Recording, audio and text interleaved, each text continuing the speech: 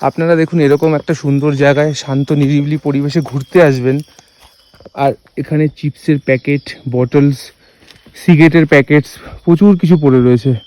So এটা request যে নেচারের কাছে এসছেন, নেচারটাকে একটু পরিষ্কার পরিচ্ছন্ন রাখার চেষ্টা করুন। নেচারটাকে অ্যাটলিস্ট খারাপ করবেন না।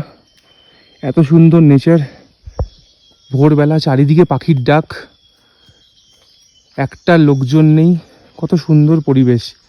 বাট আপনারা যখন এখানে বন্ধু বান্ধব বা ফ্যামিলির সাথে আসছেন তখন দয়া করে এখানে চিপসের প্যাকেট, সিগারেটের প্যাকেট, বিয়ারের বোতল, ওয়াটার বটল এগুলোকে অ্যাভয়েড করুন। নাহলে এখন আমাদের অফবিট প্লেস খুঁজতে হয়, একটা টাইমে আমরা আর কোনো অফবিট প্লেস কোনোদিন কোথাও খুঁজেই পাবো না। এখন এই জায়গাগুলো এক্সিস্ট করে।